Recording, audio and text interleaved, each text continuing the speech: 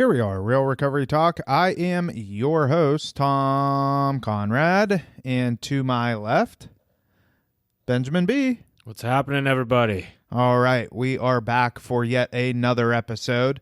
Thank you for watching on YouTube. Always appreciate it. And been putting out a lot of shorts, too. These shorts are kind of fun. You know, you just get an idea in your head, you record it, and boom, it's out there for the masses.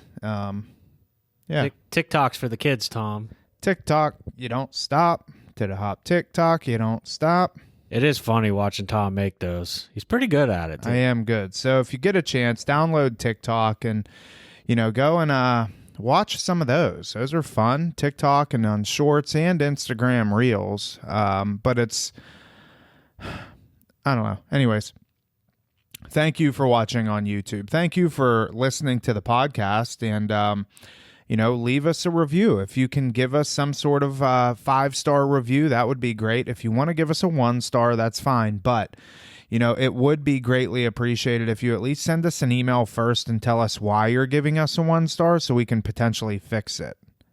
Amen to that. All right. Like the opportunity to improve. Ben, why don't you just tell us what today's topic is about and kind of where we're going to go with this? So what jumped to mind for me today was attitude, and specifically in treatment or in recovery in general, because they both apply. A lot of the examples that were coming to my mind, as you'll see, were more treatment related because I see them firsthand every day. These pop up, they crop up.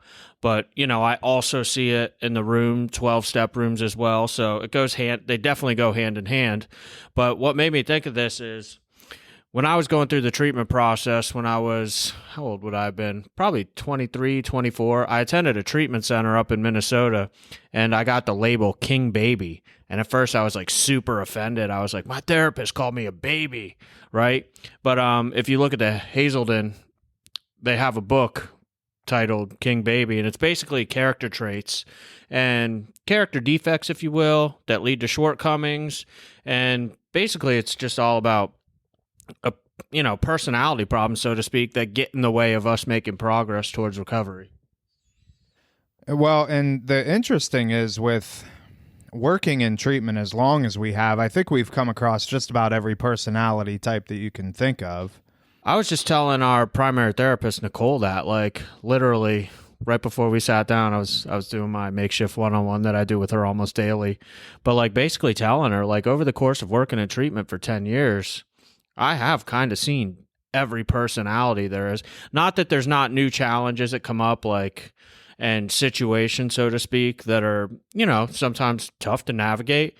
But at the same time, like for the most part, every personality type has thus point, I don't see anything that's too new or far like out of the ordinary. I'm like, that's normal. Seen that before, and learning how to navigate that and how to catch these shortcomings and the approaches to take with them. I agree with Tom. We've seen just about everything at this point. I think between the two of us, we've literally worked with thousands of clients. Yeah, I mean, and and I say this a lot, everybody's situation is unique, but we're all cut from the same cloth. And that's the thing. Like we specialize in substance abuse, addiction, obviously alcoholism and drug addiction, but everybody's situation is unique and you run across different personalities. Some clients are extremely easy to work with and others are very, very difficult. And it always boils down to personality. And sometimes, you can't fix everybody. Borderline personality disorder is oftentimes very difficult to treat. We're not the therapist, so thankfully, so we don't have to try and fix that. That's what the therapists are for. But we interact with these people enough on a daily basis to kind of understand what the therapists are going through and, praise God for them because I don't think I would have the bandwidth to try and fix some of the issues that some of the people present with. Yeah, there's just to clarify that too, there's mental health disorders, bipolar, depression, stuff along those lines. Tom's talking about borderline, which is actually a personality disorder. It's learned behaviors. And over the course of time, if somebody's been behaving a certain way their whole life, that can be very difficult to change. And borderline in particular, that's one where I'm not going to lie. We see borderline diagnosis prior to them getting to us. And the majority of the time, you're coming up against a difficult personality. Because just as an example, it's an I love you 1 minute, I hate you the next minute, and they vacillate back and forth really fast. More or less, they want what they want when they want it. And, they try to manipulate people's emotions like, oh, Tom, I love you so much. You're the best person here, and da-da-da-da-da. And then 12 hours later, oh my God, I hate you so much. And it's literally back and forth. It's crazy. So let's go through these just kind of one by one and see, because there's a long list of things that we want to cover, but for the sake of the length of this episode, we'll kind of see what we can get through. The first one is, people getting angry at authority figures, or afraid of authority figures. And we see this play out in the treatment process a lot. And even when you're not in treatment, if it's, you're new to getting sober, a lot of times it's difficult for people to look at authority figures in a certain sort of way. And it makes things difficult because let's just reference the treatment process. When somebody comes in here to Rock Recovery Center, we're a treatment center. We have people here that are, we help you get clean off of drugs and alcohol. But a lot of times the clients will look at us as authority figures. And although I suppose on a surface level we are, because we're here to enforce rules and kind of give you boundaries and guidelines to stay within. Yes, in that sense, we're authority figures, but you're our customer. So we also have to provide customer service. And what comes with customer service is the things that contradict what a lot of people look at authority figures as. When clients come in here, they see authority figures and they think, because maybe they spent time in jail, a lot of times they spend time in jail, and so they're referencing what a corrections officer would present, stuff like that. But it's not anything like that. It is, we're here to serve you. Well, that's what I was going to say. A lot of that is it's a learned behavior. Better yet, it's a learned response. People do have past experiences, past traumas, so to speak. Our clients on a general basis, if you ask them about some of their resentments, for instance, they'll immediately reference law enforcement or police officers. And the reality of the situation is when somebody's seeking treatment, or if you're going to a 12-step program or something along those lines, you got to keep in mind that you're doing this voluntarily. At any point, it's not like a corrections officer or parole or probation. Like if you want to walk out the door, you can, whether it's treatment, whether it's 12-step. Now, keep in mind too, I want to throw this in there. On the contrary, there are people that do on occasion come to us and they're on probation, so to speak, and their probation expects them to complete the program, not get administratively discharged for behavior issues or drug use or alcohol use. But at the end of the day, we have to, on our end, Tom, we do have to hold boundaries, healthy boundaries. But at the same time, like if somebody comes here on probation, I don't want to see them get violated. That's more stress in their life. The more stress that they have, the more likely they are to relapse, and just throw the towel in and say, well, I'm going to jail anyway. Might as well get high and run till the wheels fall off.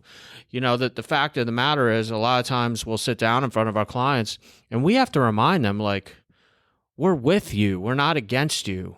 I don't want to see you get in trouble with your probation. Like, we spend a lot of time on our end, case management wise. I mean, I talk to probation officers all the time, and clients a lot of times, we just to use a real example, we had a young lady here. She's like, oh my God, if I get transferred out, she needed to be transferred out temporarily for some mental health stuff.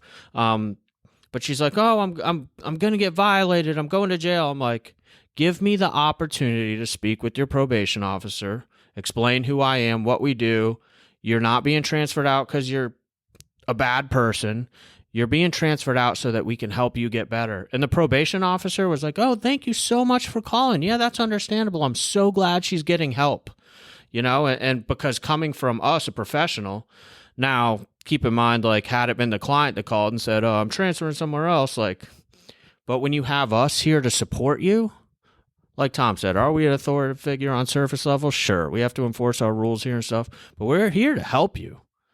Let us do that. And I think that is why, not to toot our own horns, but is why we're good at what we do. I mean, it doesn't take long for somebody to come in here and understand quickly we're not against them. We're here to help you kind of ante up and get sober, get clean, and move on with your life. Like, this isn't something that we just want to help you get to that point of success. And the path of least resistance is the easiest path for us to get you there. And these hiccups and these things that kind of come, with the territory, the probation stuff, a lot of times, well, not a lot, but oftentimes somebody will get served with divorce papers or something while they're in treatment. Like, when these things happen, I'm glad it happens during the treatment process, but it makes things difficult because it's just another barrier that we have to get over. But with that being said, when we're able to see and help clients get through these situations, whether it be probation or served with divorce papers, or another one that we see a lot of times with IV drug users, they'll get a diagnosis of, hepatitis C or HIV or something that they never knew that they had. It is an opportunity for them to see, okay, this is what's happening right now, but I can get through this. And with the treatment team around me, it's a learning experience, and they can get to the other side of that and see the growth that came with it. So yes, we're authority figures to a certain degree, but we don't invoke authority, because reality is if you don't want to be here, we don't want you here either, and now that's in the beginning that, we're more flexible on that. Like we say all the time, nobody comes in here with, bells on, super happy to be in treatment. Some people do, but the majority don't. They're like, okay, I totally jacked my life up. I don't want to be here. I'm still on the fence of if I even want to be clean and sober. And that's okay for a period of time, but we want to get you to a point of, okay, I understand this. I'm buying into this process, and, kind of fall in line, So it's pretty interesting how it works. But no, we're not authority figures. And Ben, we've been there. We've done that. Like, we were sitting in the same seat as this person is sitting in now. And we come from our own experience. And we are going to ask you to do things that make you uncomfortable in the treatment process, in 12-step programs, whatever the case may be. I mean, this recovery thing and early recovery is uncomfortable. So us asking someone to do something that makes them uncomfortable doesn't make us an authority figure in the sense it's usually perceived. We're going to ask you to do things that you might not like. But at the end of the day, like Tom's saying, it's your choice. There's the door. If you don't want to change your life, that's on you, But yeah, our clients, generally speaking, it comes down to trust. Like, we get a lot of resistance up front. We just had a guy this week in particular. He got so annoyed with me, several other of our staff, because he wanted to leave after doing 30 days, and everyone knows he's nowhere near ready. And, the group I had with him Tuesday night, I could tell he was super annoyed with me by the end of the group. I don't go direct at people, because at the end of the day, just like drugs and alcohol, I'm powerless. Like, a client's going to do what they're going to do. They're going to decide to go if they want to go. I just kept telling them, I'm just trying to get you to think about it, dude. I don't even have the ability to force you to do anything. And it was funny because he came in the next morning. He's like, I'm going to stay the long haul, actually. And it wasn't through trying to be an authority figure. Like I said, like I was like, hey, dude, I'm just trying to get you to think about the situation, and change his mind. Yeah, and it very well could be the best decision that he ever made for himself. For sure. The next one that we have written down is seeking approval, which I think is a big one for a lot of personalities, especially when they're coming into the treatment process. Ben, talk about the I think this is a good opportunity to talk a little bit too about the getting straight A's in treatment and how that correlates with seeking approval. Yeah, that came to mind for me too. And it's funny. Once again, I was just talking to Nicole about this, our primary therapist, before. When I went through the treatment process for myself, I was telling her that one of the places that I fell short, and frankly, I felt like the treatment centers fell short helping me, was I had a tendency to present well. And therefore, everyone's like, oh, Ben's okay. He's doing good. He's going to be fine when he leaves here. But the reality of the situation is I had a really difficult time showing that I wasn't okay. And that what Tom's referring to, I use this example all the time. We do not want you to get straight A's in treatment. We've talked about it on this podcast over and over. If you come here and your process of treatment is all rainbows and Red Bull, as we put it, like, that is not a good sign. If you're not facing challenges, getting upset while you're in treatment, getting angry, getting depressed. Tom mentioned a second ago, it's good to get, if you're going to be served divorce papers, at least you're getting served them while you're in treatment because we can help you with that. Same concept. We want you to experience those difficult emotions. We start getting our feelings back when we get sober. That's a good thing about getting sober. It's also a bad thing about getting sober. When I left detox, I started to feel better. Yeah, you know what? I felt better. I felt pissed off better. I felt depressed better. So at the end of the day, like, we do not want you to come in here and present as if everything's okay. We do not want you to get straight A's in treatment. We want you to have challenges. We want you to be real and authentic. Does that make sense? Yeah, and I think where it kind of goes into seeking approval is you'll have clients that, and we're referencing clients a lot, but let's just reference maybe just somebody that's not in treatment that is, living at home and just doing, maybe a 12-step program or something. Let's reference that person and what this could look like and seeking approval and how it can be detrimental. They're scared to talk about what's really going on in their life, and the seeking approval aspect of it with a sponsor. I'll do whatever it is that you want me to do. And they're like a yes man or a yes girl, just telling you yes to everything. I'll do whatever it is that you want me to do, whether I like it or not, or at home with your family or your spouse or something. Your family might want you to go and do some sort of event that you really do not feel comfortable going to do because of maybe there's an aunt or an uncle there or somebody that you don't want to see because, and this happens, maybe a 22-year-old girl was sexually molested by one of these people and nobody knows about it except for her and this person. And now this person that is getting newly sober is being forced in her mind to go to whatever sad event when in reality she doesn't want to go, but nobody understands why she doesn't want to go. But for the sake of approval from others and just, I'm going to go ahead and do this, she goes. And, so that's just an example. And I know that seems like an outlandish example, but if you do what Ben and I do, it's not. Like, that is a reality. Here's another one too.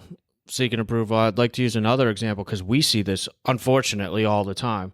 How often does a client enter treatment and all of a sudden there's an unexpected death in the family? All the time. It's weird how that happens so often, but one of the ones that we run into is a client's like, they've been here for 2-3 weeks. All of a sudden there's a death in the family. Then they have a funeral to go to. And I'm going to be straight up, and some people might take this in bad taste, but to be straight up, I don't think any client early in recovery has any business going to a funeral. Now, I understand like directly if it's like your mom or dad or something like, extremely close, like, but aunts, uncles, grandparents, friends, I generally tell them like it's probably not a good idea to go to a funeral. And hopefully that's not taking a bad taste, but it's one of those situations where they have to put their recovery first. Going back to those situations, funerals a lot of the times end up being drinking and partying situations. There's a lot of times there's alcohol there, and maybe it seems insensitive, but let's just be straightforward. Like, this is a life or death errand. These people are coming into treatment not because things were going good, but because they were probably on death's door. If you ask the majority of our clients, they get here and they're like, oh my God, I'm so lucky to be alive. And the reality of the situation is, in my opinion, putting their recovery first and skipping a funeral, hence the seeking approval, like, oh, the family will be so upset if I don't come. The family will be more upset when you do go and you relapse, and not even as a direct result of the funeral. It's not, and you're not going to go to the funeral and relapse because, Granny passed away and you're so sad, although that is possible, but your chances are you would relapse because you're back in your hometown, and most people don't go home without telling their friends, hey, I'm going to be home for a few days if you want to hang out. I'm coming up for my granny's funeral. Next thing you know, you're meeting up with your buddies and getting high. And that's what happens. That's the reality of it. So let's also on the seeking approval one that I want to touch on real quick is peer-to-peer. We have clients that come in here, see fellow clients. I want to point it out. Like, a lot of times, drug addiction, alcoholism is our identity when we arrive in treatment. That's all we know, and a lot of people, we're like chameleons in early recovery. I can only speak for myself, but my insecurities and, my self-esteem, were so low that a lot of times I would seek approval through, oh, Tom likes this kind of music and he's my roommate. I'm going to pretend like I like that kind of music. I don't even know what I like, but if you like it, I like it. You know what I'm saying? When we get to treatment, we also have to learn to become ourselves as well. And so much of my identity was based off of what other people were doing because I was seeking that approval. I did that on the streets, and people have a tendency to do it in early recovery and treatment as well. Yeah, good point. Let's do one more for the sake of time. And then next week we'll go through some more off of this list because I think this is stuff that, and the things that we're talking about, I think who this adds the most value to is the loved ones that have somebody that is in their life that is struggling with addiction. And these are the things, like, we wanted to go through this list because it's important for you to kind of pick up on when these things are coming up, and so I think I want to skip over one and just go into that when people have difficulty accepting criticism from others, and whether that be from family or that be from their sponsor or their sponsorship family, therapist, peers, a lot of times people, when they get clean and sober and they start putting some clean time under their belt, it can get harder and harder for somebody to take criticism. And it's not even, most times, depending on who it's coming from, it's not criticism. It's just like, hey, this is what I've picked up on. Constructive feedback is the more polite way to put it. Yeah. Now, when it comes from families, and even though it's constructive feedback, sometimes families are just complete assholes and want you to know what you're doing wrong. Sometimes it is constructive feedback. And because it's coming from a family member, it's criticism. And don't criticize me, Think about it like this, too. I want to make this part very clear. People come to treatment because they need to change their lives in some way, shape, or form. 12-step programs use a 4th and 5th step to do this. But, you have to discuss your shortcomings, etc. But you are literally signing up for treatment so that a professional, a therapist, someone like Tom or myself, can literally dissect your life and figure out what you need to do better. You are signing up technically to be criticized voluntarily. Because if you come in here and we're not honest with you, what good are we doing you? Oh yeah, no, keep living that lifestyle. You want to keep that street mentality? That's great. No, I'm here. There's that saying, I'd rather step on your toes than step on your grave. Thank God that I came across people that didn't tell me, "Oh, Ben, take it a little easier on yourself." No, they were ready to rub salt in my wound, right? Because a lot of times it's what I needed to hear. Now, do I have a tendency personally to take a general approach to this stuff? Yeah. They always say I'm the type that backdoor stuff. I'm not like a in-your-face confrontation person when it comes to helping clients. I more backdoor them and allow them to have their own aha moment. But at the end of the day, what we're doing is we're trying to get you to change something that you're doing. And for you to know you have to change it, we have to point it out to you. You have to become aware of it. Definition of insanity is the inability to see the truth. And clients, when they come to us in early recovery, are completely blind to what the truth really is. It's their fault. This is what they did to me, and this is how it made me feel. This is all because of them. That my damn family, if they're so terrible, it's their fault I'm a drug addict. But you get them to see the truth about their situation, they leave here accepting responsibility for the part that they played, and they need our help seeing that the majority of the time. Very, very seldom is somebody able to walk in here and self-identify all of their shortcomings on their own. They need to be pointed out. They need to be pointed out for me. I'm sure they probably need to be pointed out for you, right? No, I don't really have any, but if they did, then yeah. Yeah, you are perfect, Tom. Yeah. I think that's a good stopping point for today's episode, right? Yeah, no, I'm excited because this list actually goes on. And I'll tell you what my sponsor told me, Tom. Ben, you don't got a drug problem, dude. You got a personality problem. That's right. You ain't got a drug problem, Tom. You got a personality problem. Yes, sir. That's right. Hey, listen, thank you for tuning in to this episode of Real Recovery Talk. You can go to realrecoverytalk.com and find every single episode. Maybe you need to share that website with your granny who doesn't have the podcast app on her iPhone. It's there. If you want to go there, they're all uploaded onto the website. But the easiest thing to do is go to the App Store and show Granny how to download the podcast app and get it for her. And if you have an Android, for whatever reason, I wouldn't understand why, you can download Stitcher, SoundCloud, Spotify, all the different podcast players, and you can get it right there and share it with your friends and your family and those that you care about most. And leave us some comments. Leave us some reviews. If you're watching on YouTube, again, we really appreciate it. Leave us some comments, maybe some topics that you would like to see us discuss in the future.